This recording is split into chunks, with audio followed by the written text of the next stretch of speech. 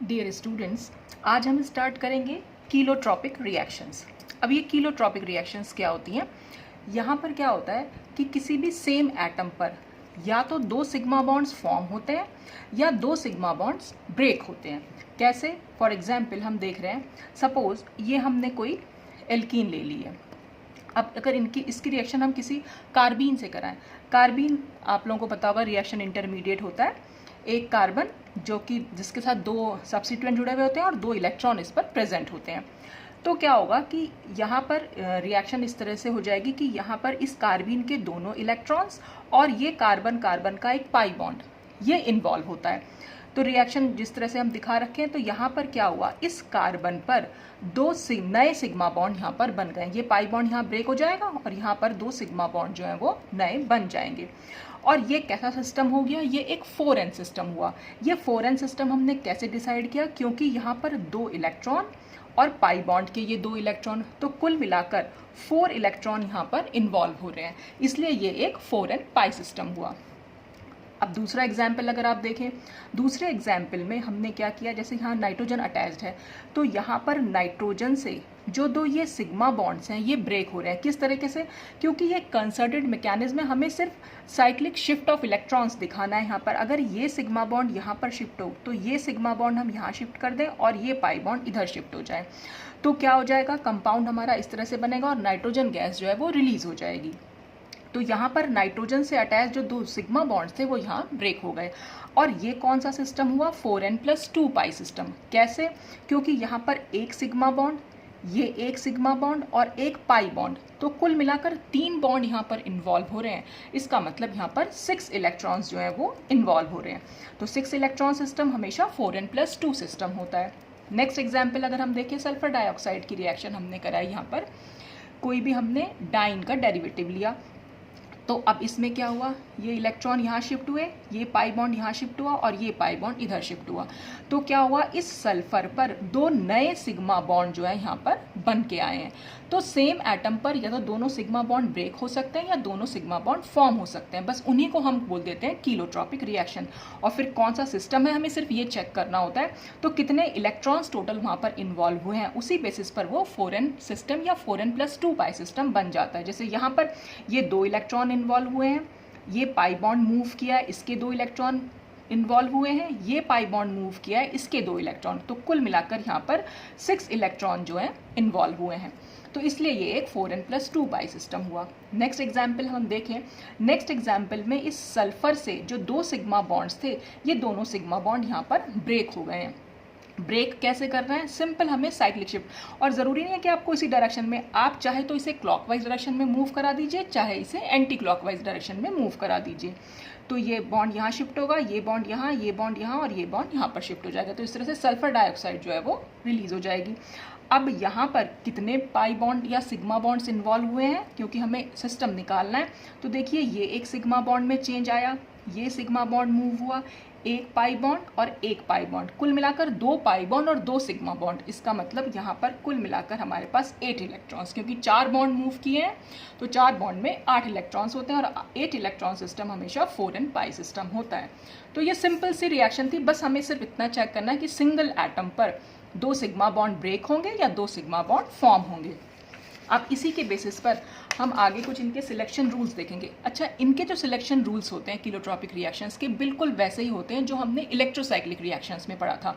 Electrocyclic reactions के लिए मैंने आपको सिंपल सी एक ट्रिक बताई थी कि आपको सिर्फ इतना याद रखना है, 4NDP, यानी 4n सिस्टम्स में फोटोकेमिकल रिएक्शन डिस प्रोसेस से होती हैं। तो इसका मतलब जो कौन प्रोसेस होगा उससे क्या हो जाएंगी, थर्मल रिएक्शंस हो जाएंगी। और ठीक इसका उल्टा हम 4n+2 में लिख सकते हैं। जब आपको DP याद है तो 4n+2 में हमेशा DT हो जाएगा और ये CP हो जाएगा। तो वही हमने यहाँ लिखा हुआ है कि 4n सिस्टम में जो DP यानी कि डिस प्रोसेस से फोटोकेमिकल होती हैं, तो फोटोकेमिकल रिएक्शन के लिए डिस रोटेटरी मोशन यूज़ करते हैं और थर्मल रिएक्शंस के लिए कॉन रोटेटरी मोशन यूज़ करते हैं। ऐसे ही 4n+2 ठीक इसका रिवर्स हो जाता है। तो आपको सिर्फ इतना सा ही याद रखना था, वही रूल जो है यहाँ पर भी हम अप्लाई करेंगे। और वहाँ पर मैंने एक और चीज़ बताई थी कि कॉन रोटेटरी मोशन में हमेशा C2 सिमेट्री होती है और चेंज इन स्टीरियो देखने को मिलती है। C for con, C for C2 and C for change, इस तरह से मैंने आपको याद करने भी बोला था। अगर आपने वो इलेक्ट्रोसाइक्लिक रिएक्शंस की वीडियोस नहीं देखी हैं तो आप वहाँ जाकर देख सकते हैं, मैं डिस्क्रिप्शन बॉक्स में इसका लिंक डाल दूँगी। अब मैंने आपको बोला था कॉन रोटेटरी मोशन, वैसे हमें यहाँ पर ये सब देखने की ज़रूरत नहीं कि कॉन और डिस में हम मूवमेंट कहाँ कैसे कराते हैं, क्योंकि यहाँ ऑर्बिटल्स का कोई डिफरेंस नहीं, हमें सिर्फ स्टीरियो चेक करनी है। तो हमें सिर्फ इतना ध्यान रखना है कि कॉन रोटेटरी मोशन में हमेशा स्टीरियो में हमें चेंज देखने को मिलेगा। कैसे वो चेंज देखने को मिलेगा वो हम अब एग्जाम्पल्स में देख लेते हैं। देखिए, अगर कोई ये रिएक्शन है और हमें सल्फर डाइऑक्साइड से इसकी रिएक्शन करा रहे हैं तो यहाँ पर क्या होगा, सिंपल, अब क्योंकि रिएक्शन हो रही तो यहाँ पर सिग्मा बॉन्ड सल्फर पर दो नए सिग्मा बॉन्ड फॉर्म करने हैं। तो ये बॉन्ड हमने यहाँ मूव करा, ये पाई बॉन्ड इधर मूव किएगा और ये पाई बॉन्ड इधर मूव करेगा। कुल मिलाकर 6 इलेक्ट्रॉन्स का हमें यहाँ मूवमेंट देखने को मिल रहा है, इसलिए ये एक 4n+2 सिस्टम हुआ।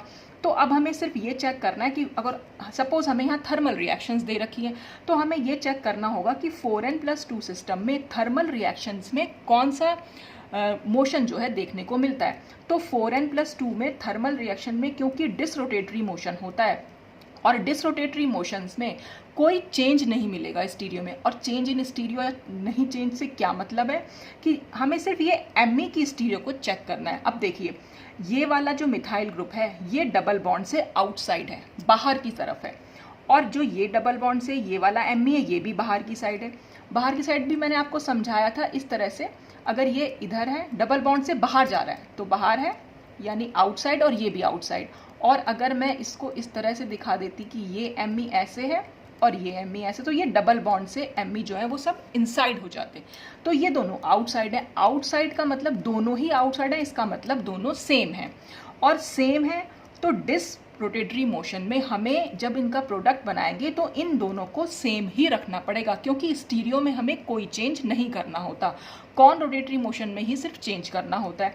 तो क्योंकि हमें इन्हें सेम बनाना है तो चाहे तो आप इन दोनों को अबव द प्लेन दिखा दीजिए और चाहे आप दोनों को बिलो द प्लेन दिखा दीजिए, एक ही बात हो जाएगी। तो इस तरह से हम डिसरोटेटरी मोशन यहाँ पर शो कर सकते हैं थर्मल रिएक्शंस में। अब नेक्स्ट एग्जाम्पल अगर हम देखें, नेक्स्ट एग्जाम्पल में फिर से वही रिएक्शन हो रखी, थर्मल कंडीशन लगा रखी है, लेकिन अब की बार फिर से हम चेक करेंगे कि एमई हमारा यानी मिथाइल ग्रुप है उसकी पोजीशन क्या है। देखिए, ये वाला जो एमई है डबल बॉन्ड से आउटसाइड है, बाहर की साइड जा रहा है, और ये एमई जो है डबल बॉन्ड से इनसाइड मतलब अंदर की तरफ जा रहा है ये, तो ये हो गया इनसाइड। अब एक आउटसाइड निकला एक इनसाइड, तो दोनों ही डिफरेंट निकले। थर्मल रिएक्शंस है, 4n+2 सिस्टम यहाँ पर भी है।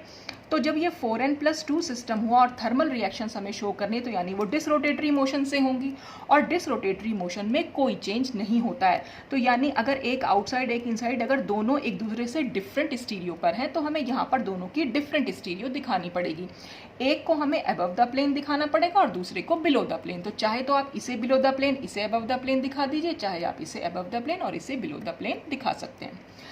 अब अगर हम देखें यही रिएक्शन अगर फोटोकेमिकल कंडीशन में हो तब हम क्या करेंगे।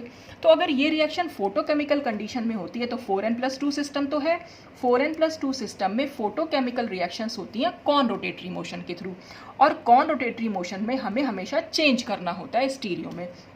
तो अगर ये एक आउटसाइड और एक इनसाइड है यानी ये दोनों डिफरेंट है, तो जब कॉन रोटेटरी मोशन होगा तो हमें दोनों को सेम दिखाना पड़ेगा। सेम दिखाने से मतलब ये हुआ कि दोनों ही एमई को या तो हम अबव द प्लेन दिखाएं या हम बिलो द प्लेन दिखाएं। तो इस तरह से हम इन रिएक्शंस को सॉल्व कर सकते हैं। तो जो सिलेक्शन रूल्स लगेंगे किलोट्रॉपिक में वो सेम वही लगेंगे जो इलेक्ट्रोसाइक्लिक में रखते हैं, वो तो आपको याद रखना पड़ेगा। और दूसरा ये कि कॉन रोटेटरी मोशन में हमें चेंज इन स्टीरियो देखने को मिलती है। नेक्स्ट एग्जाम्पल हम देख लेते हैं। नेक्स्ट एग्जाम्पल में क्या हुआ, सल्फर डाइऑक्साइड से ये दोनों सिग्मा बॉन्ड जो है वो ब्रेक हो रहे हैं, सल्फर डाइऑक्साइड अलग हो जा रही है। अब इसमें फिर हमने वही इलेक्ट्रॉन्स का मूवमेंट करा। इलेक्ट्रॉन्स के मूवमेंट से हमें मालूम पड़ा कि कितने इलेक्ट्रॉन्स यहाँ पर मूव कर रहे हैं।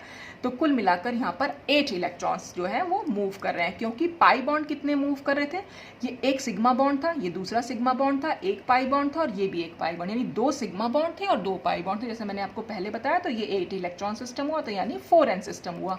अब 4n सिस्टम, सपोज ये हीटिंग से हो रहा है, अब 4n सिस्टम में जो हीटिंग होती है वो हमेशा कौन प्रोसेस के थ्रू होती है। कौन प्रोसेस है तो इसका मतलब हमें चेंज इन स्टीरियो करना पड़ेगा। तो जब हम यहाँ देख रहे हैं कि दोनों एमी को अबव द प्लेन दिखाया हुआ है, तो जब ये रिंग जो है ओपन होगी तो हमें दोनों एमी को ऑपोजिट दिखाना पड़ेगा। ऑपोजिट दिखाने से क्या मतलब है कि एक एमी डबल बॉन्ड से हम बाहर दिखा देंगे और एक एमी को डबल बॉन्ड के अंदर दिखा देंगे। तो चाहे तो आप इस तरह से दिखा सकते हैं और चाहे आप इसको ऐसे भी दिखा सकते हैं। ये बनाया आपने, अगर आपने इसको अबव पहले आउटसाइड दिखाया था, आप इसको इनसाइड दिखा दीजिए, और इसको इनसाइड दिखाया था तो इसको आउटसाइड। ये दोनों कंपाउंड सेम हैं, दोनों कंपाउंड सेम है। वो मैंने आपको समझाया भी था जब मैंने इलेक्ट्रोसाइक्लिक रिएक्शन बताई थी कि हम इनकी स्टीरियो निकाल के देख सकते हैं। कि देखिए ई और जेड नॉमेनक्लेचर मैंने आपको वहाँ समझाया था। देखिए यहाँ पर एक H है और इसका एक H है, दोनों H क्योंकि ऑपोजिट हैं, ट्रांस हैं, तो इसका मतलब यहाँ ये जो हो जाएगा ये E है, और यहाँ पर ये H और ये H, इसका मतलब ये Z है, दोनों H सेम साइड हैं। यहाँ पर एक H है और इसका भी एक H है, तो यानी ये भी हम इसको Z लिख सकते हैं।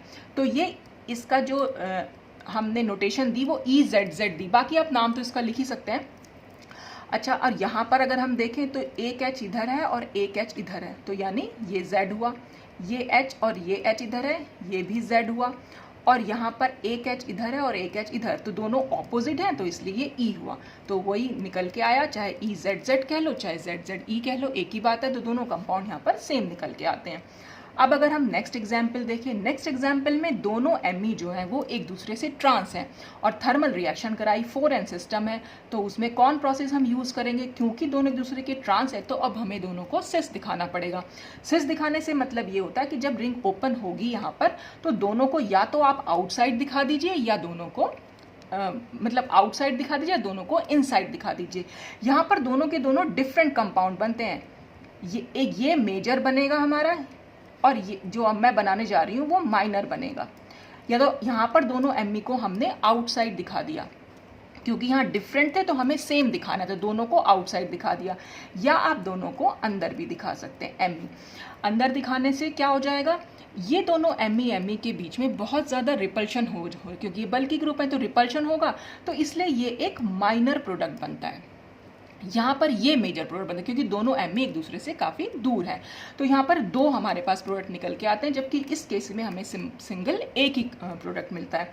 अच्छा, अब इसी प्रोसेस को अगर हम फोटोकेमिकल कंडीशन में कराएं तो 4n सिस्टम में फोटोकेमिकल जो होता है वो हमेशा डिस प्रोसेस के थ्रू होता है।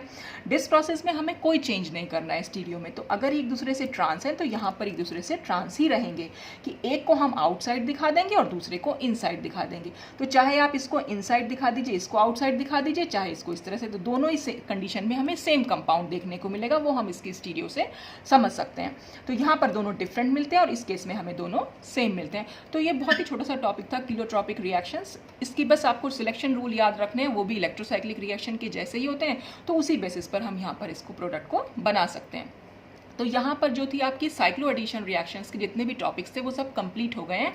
नेक्स्ट वीडियो में हम सिग्मा ट्रॉपिक रिएक्शंस को डिस्कस करेंगे। तो आज के लिए बस इतना ही। Thanks for watching.